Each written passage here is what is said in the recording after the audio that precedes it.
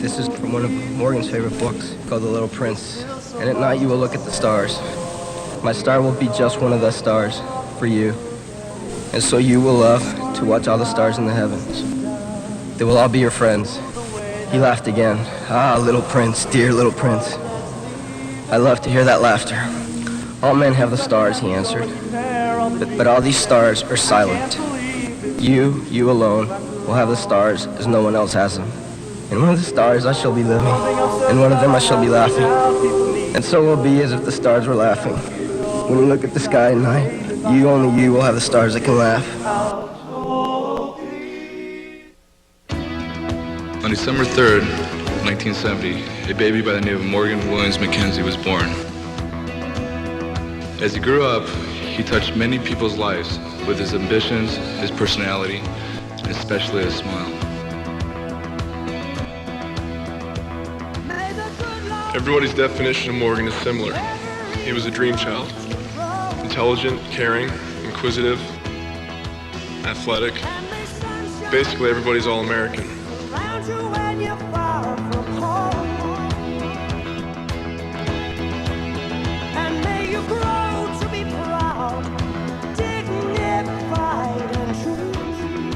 Morgan taught me so much about attacking life, taking every day to the fullest of our abilities, and meeting everything and every challenge head on.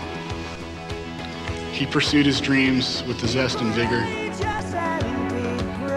I'm so thankful that I had the chance to grow up with a friend like Morgan. He was one of the happiest people I've ever known. Thank you for everything you've given me. I love you.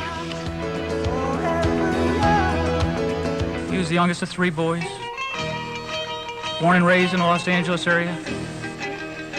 Very proud of his California background. He had been a Boy Scout, and it taught him love of nature and outdoors. He had taken up judo. He learned that hard work paid off. He came in 3rd in an international competition. He played baseball. He played soccer. I used to think he was acting like a little kid, but I realized when you have the most fun in your life, it's really when you're a little kid. As a child, you have no real worries. You just go to school, do a little schoolwork, and play.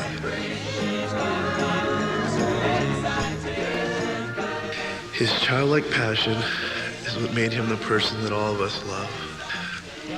There were always some funny looks to make you laugh. He loved to make people happy.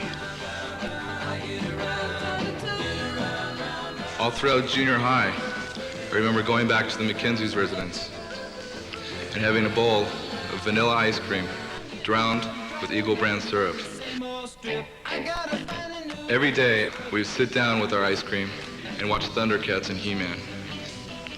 When Morgan got his driver's license, I started to feel sick after he kept stalling and jumping, and Morgan just looked at me in the rearview mirror and said, with a little smirk on his face, "Are you having fun yet?" Morgan stood for what is best in men. He was warm, kind, caring, fun-loving, and the best friend a guy could have. And I can never remember him being bored. In fact, one time, Morgan and myself went to volleyball camp. We were in our dorm room. I looked over and Morgan was fiddling with the phone jack, which was fairly typical of him. And the next thing you know, he had a dial tone on his Walkman. I was at the beach with Morgan some years ago, and as usual, there was a whole flock of us. There was a movie opening. The movie was Top Gun. And when we left the theater, we said, wow, what a great movie. Morgan left the theater that day and said, I am going to be that person up there flying. That was his dream. I remember him as a very youthful spirit. I used to tease him when he was 15 and he would come over to my house and start playing with the Legos with my little brother. And he would just shrug it off. He wrote right down, I love gadgets. I love making them. I love using them. I love breaking them. He loved model airplanes. He said he never missed an air show at Edwards Air Force Base. He went to high school and took up volleyball. And then, as Morgan would do in a tongue-in-cheek way, he said there were two reasons why he took up volleyball. One was, it was a California thing. And the second one was, they had cute statisticians. Volleyball was good to Morgan. 3 times he went to the Junior Olympics. He won those valuable player awards. And yet he said, the thing I got out of volleyball more than anything was friendship. He always had to do it, everything in a special way. He was really dedicated to his dreams and his goals. Morgan was certainly golden. We all love him and we always will. We had so many wonderful memories. We had so many wonderful friends. I know we'll keep those memories alive. Just find a place to make your stand and take it easy. See the happy face that made first period worth waking up for? Or your warm-up partner every day at practice? Or was he the perfect gentleman that never complained about anything? I realized how incredible he was when it came time to apply to college. He had the grade point average and SAT scores that made you want to get out of the conversation.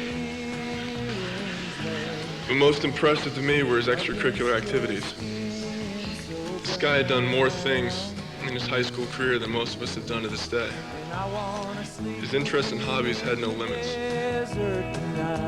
Whether it was getting the side out when we needed it, or even cleaning the fish pond. Some of my fondest memories with Morgan were trying to catch those fish so we could clean the pond. The most grueling chores miraculously changed into wild adventures.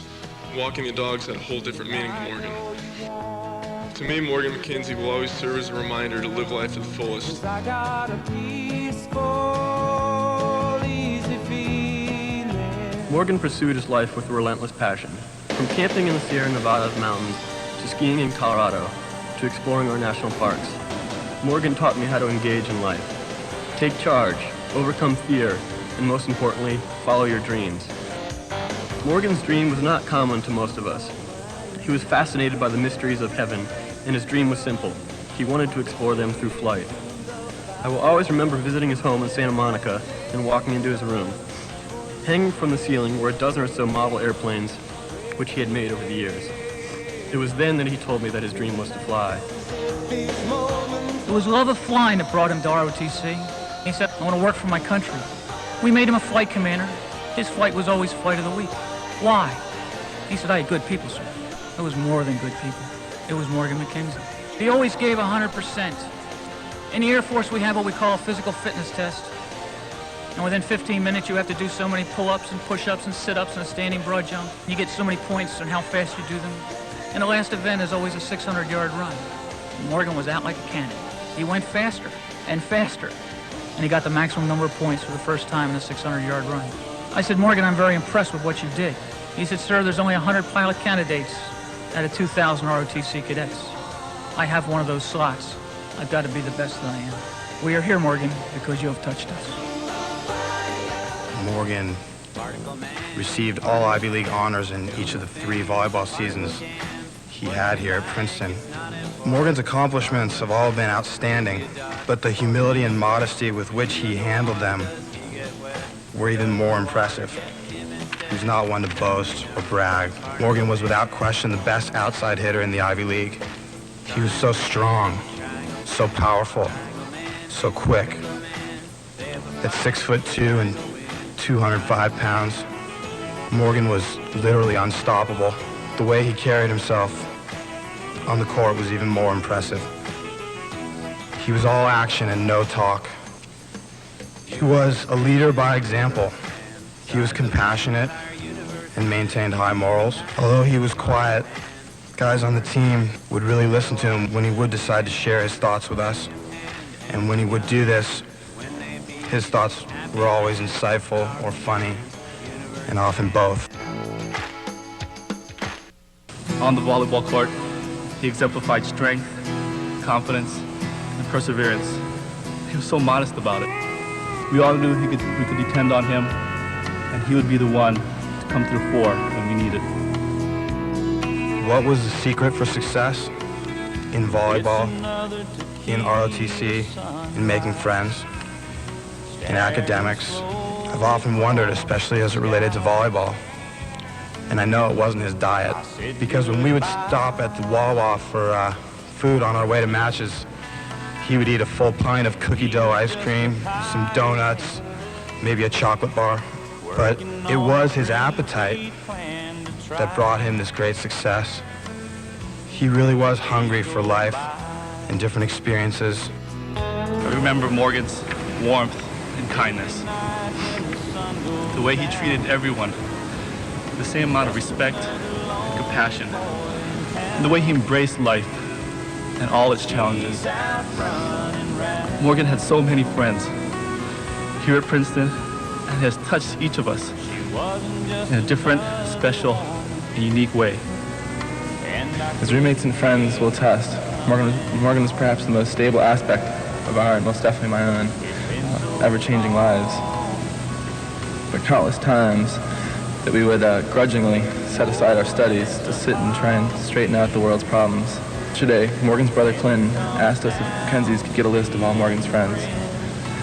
To this, the best reply was to get a hold of a Facebook. Morgan loved everything about the Air Force, but mostly he loved to fly. In Morgan's eyes, flying was the world.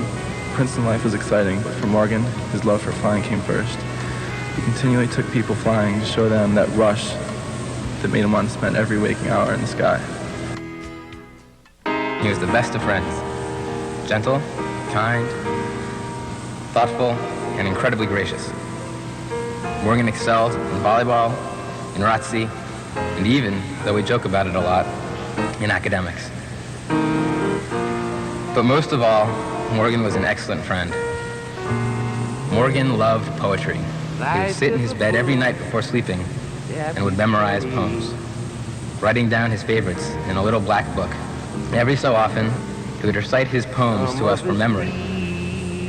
He would suddenly go quiet, and then, in almost a whisper, he would begin. Line by line, alliteration by alliteration, stanza by stanza, he would recite the poems with a voice that made you feel you were inside them. He never faltered. He knew them by heart. One time, he and I decided to cut out on an early spring Saturday night and go down to the battlefield to enjoy the night and talk. We stopped by the Wawa and picked up a pack of cigars and 2 bottles of seltzer, and then rode our bike to the battlefield. We sat down and told each other things we had never told anyone before. Before we knew it, the fog had come in and lay thick all around us. As I squinted into the fog, I heard Morgan take a deep breath. Out came the poem by Robert Service. My cousin Morgan truly did love it all. He was a person who had a zest and joy for life.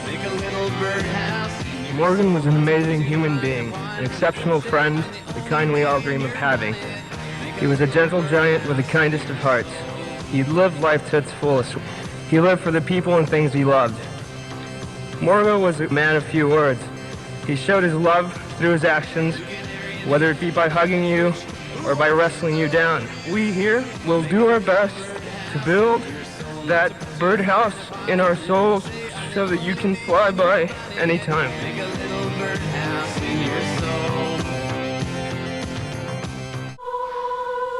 Morgan loved life.